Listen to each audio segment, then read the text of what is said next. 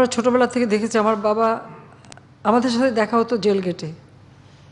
যখন স্কুলে পড়ি তখনও জেল গেটে যেতাম, কলেজে পড়ি বক্সিবাজার কলেজে পড়তাম, এখন যেটা বদরুন্নেসা গার্লস কোয়ার্টার ছিল তখন ইডেন ইন্টারমিডিয়েট গার্লস কলেজ, সেখানে আমি পড়তাম। সেখান থেকেও রিক্সা করে জেল গেটে যেতাম। আবার ইউনিভার্সিটিতে যখন ভর্তি হলাম তারপরেও আমার বাবার জেলে ওই জেল গেটেই আমাদের সাথে দেখা।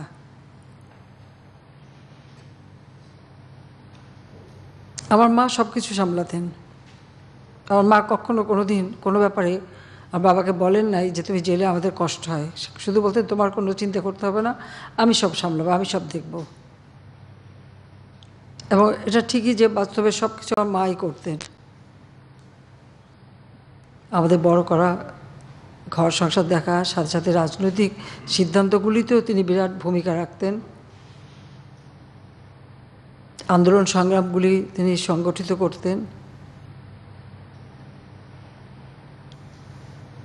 একটা স্বপ্নই ছিল, যখন 48 সালে আমাদের মাতৃভাষায় কথা বলার অধিকারটা কেড়ে নেওয়া হয় তখন থেকেই চিন্তা যে পাকিস্তানিদের সাথে থাকা যাবে না, কারণ আমাদের সংস্কৃতির উপর আঘাত দেওয়া, ভাষার উপর আঘাত দেওয়া মানে আমাদেরকে তারা অবহেলিত করে রেখেছিল। সারা বাংলাদেশ আমি ঘুরেছি, দেখেছি দারিদ্র্যের কষাঘাতে মানুষ জর্জরিত, একবেলা খাবার জোটে না। আর শিক্ষা, ঔষধ, এগুলি তো চিকিৎসা, এগুলি তো তাদের স্বপ্নই ছিল, কখনো এগুলি পেত না। আর আমার বাবা কিন্তু এটা জানতেন, বঙ্গবন্ধু শেখ মুজিব জানতেন যে বাংলাদেশের এই দুরবস্থা, এবং তিনি নিজেও সারা বাংলাদেশ ঘুরেছেন। এবং একটাই ছিল যে কিভাবে এই দেশটা পরিবর্তন আনা যায়। আর সেই জন্যই সেই 48 সালে ভাষার উপর যখন আঘাত আসলো তখনই কিন্তু তখন থেকে তার চিন্তা ছিল যে এই দেশ স্বাধীন করতে হবে। কারণ এই ভাষা আন্দোলন করতে যেয়ে তিনি আসলে পাকিস্তান সৃষ্টির পিছনেও তার যথেষ্ট অবদান ছিল। একসময় পাকিস্তানের জন্য তিনি সংগ্রাম করেছেন, দল গঠন করা, মুসলিম লীগকে গঠন করা থেকে শুরু করে সব কাজে অত্যন্ত সক্রিয় ছিলেন। কিন্তু দুর্ভাগ্যের বিষয় যে সেই পাকিস্তান হবার পরে দেখা গেল আমরা বাঙালিরাই সবথেকে বেশি অবহেলিত, এটাই উনি মেনে নিতে পারেননি। যে কারণে তার ভিতরে এই চেতনাটা সবসময় কাজ করত। কিন্তু তিনি প্রত্যেকটা পদক্ষেপ নিয়েছিলেন খুব পরিকল্পিতভাবে।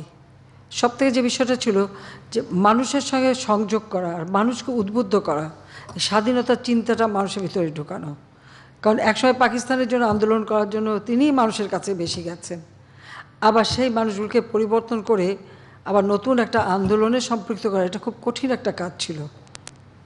আর তিনি যে স্বাধীনতা চাইতেন আমরা পরিবারের সবাই জানতাম, কিন্তু আমরা মুখে বলা নিষেধ ছিল, কিন্তু কাজের মধ্য দিয়ে ধীরে ধীরে মানুষকে এই চেতনায় তিনি উদ্বুদ্ধ করেছিলেন।